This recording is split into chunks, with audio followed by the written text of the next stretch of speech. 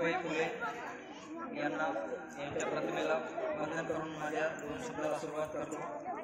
आज 3 नोव्हेंबर 2025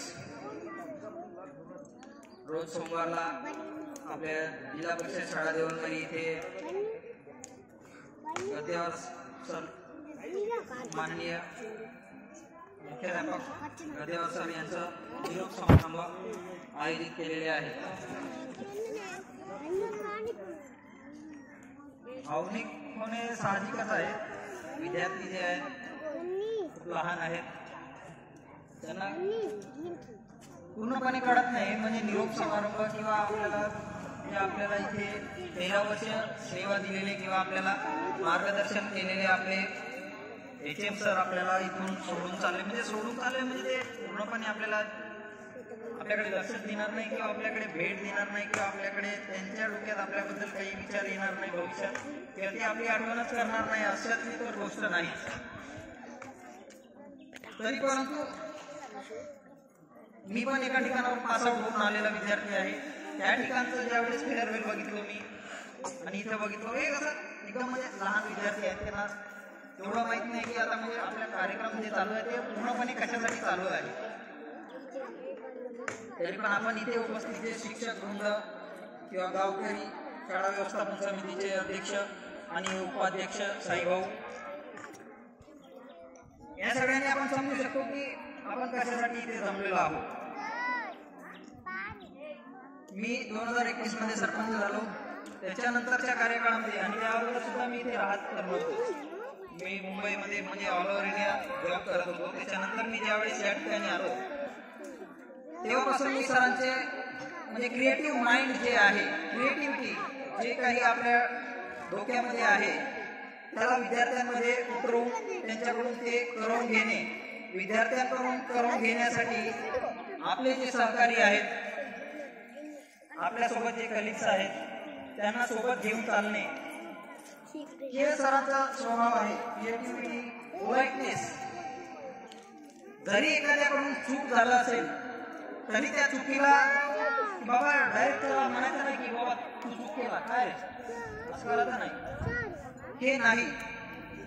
ते पद्धत सरांकडे मी बघितलो आणि ते मी माझ्या जीवनात सुद्धा अडॉप्ट करण्याचा प्रयत्न करीन। प्रत्येक ठिकाणी बघितलो मी की सरांची जे सांगण्याची जी पद्धत होती म्हणजे पुढच्याला ते समजावून सांगणे, तू चुकला रे बाबा या ठिकाणी, ते समजावून सांगण्याची जी पद्धत होती त्यांना सांगता नाही येत आपल्याला, परंतु आपण जे पुढे स्टेजवर बसलो त्यांच्यासाठी तरी ती गोष्ट आपण अडॉप्ट करण्याला एक गोष्ट आहे, आपल्याला आत्मसात करावं लागेल। ती गोष्ट आत्मसात करण्याला सरांकडे होती आणि सरांनी जे आपल्याला इथे सेवा दिली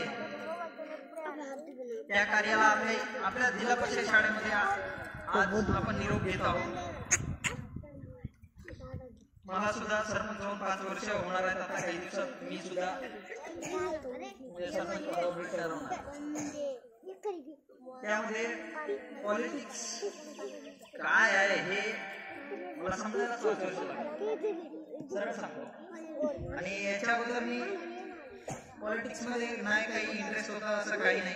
कोरोना काळामध्ये आणि बोलले की कोरोना काळामध्ये खूप काही कोरोना एक बिमारी होती, बिमारी म्हणून लोकांनी म्हटले, परंतु त्याच्यामध्ये खूप काही माणसांना शिकवून गेले। म्हणजे त्या बिमारीने खूप काही शिकवलं, खूप जणांचं काही गमावले, खूप जणांना काही दुःख पण कोसळले, खूप जणांना खूप काही झाले।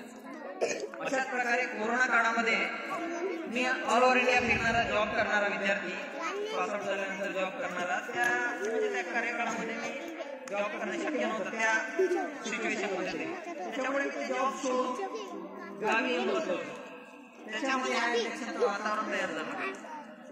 मित्र कोणतरी बोलले की तू सरपंच होऊन जा किंवा इलेक्शन नॉमिनेशनसाठी फॉर्म भर, त्यावेळेस मी भरून टाकलं। त्याच्यामध्ये शिक्षणात असल्यामुळे विद्यार्थी आता इथं नवीन दिसलं की आपल्याला काहीतरी वेगळंच वाटतं, त्याच्यामुळे लोकांनी पण मला निवडून दिले। परंतु कसं आहे, एक चिखल आहे पॉलिटिक्स, त्याच्यामध्ये पाय घुसल्यानंतर आपल्याला काढण्यासाठी भरपूर वेळ लागते आणि त्या ठिकाणावर निघण्यासाठी आपल्याला शिक्षण घेतल्यासारखं त्या ठिकाणी शिकावंच लागेल असं तर मला वाटतं। बाकीच्यांना काय वाटते, बाकीच्यांचा वेगळं विचार बोलण्याचा नाही। त्या हिशोबाने आता या ठिकाणी त्या शाळेमध्ये जे माझं जे काही ऍक्टिव्हिटी बघितलो मी त्यामध्ये तर मी खूप काही शिकण्याचा प्रयत्न केला आणि मी कधी पण गजर सरांचा विद्यार्थीच राहील. खरंच जे माइंड होतं ना ज्या पद्धतीने हँडल करायला पाहिजे ज्या पदाला हँडल करायला पाहिजे त्यांचं माइंड कशा प्रकारे असायला पाहिजे हे तर मी गजर सरांकडून बघितलो. आणि सर इथून पुढे जातील त्या ठिकाणी सरांनी असं करायला पाहिजे तसं करायला पाहिजे मी सांगू शकणार नाही कारण की सरांचा विद्यार्थी. तर सर म्हणजे कसं आहे स्वभाव जे राहते आतमधून जे आपण राहतो इनर जे ऍक्टिव्हिटी करण्याची जे आपले जे हे राहते पद्धत ते बदलणार नाही काही. सर इथं होते तेव्हा तेच करत होते आणि तिथे जाऊन अजून काहीतरी क्रिएटिव्ह करतील अशी मी आशा बाळगतो. आणि प्रत्येक ठिकाणी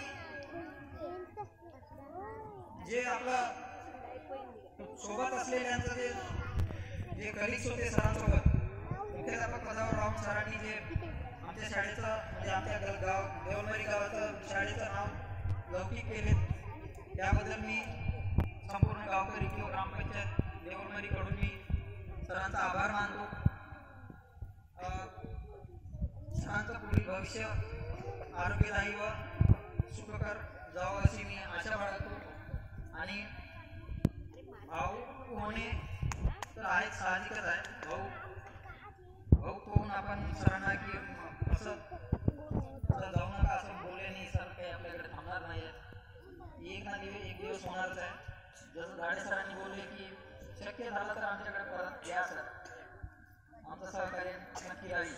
तर त्याच पद्धतीने ॲज अ सरपंच म्हणून आता काही दिवस त्याच्यानंतर एक गावकरी म्हणून तर मी तुमच्या सोबत राहील सर.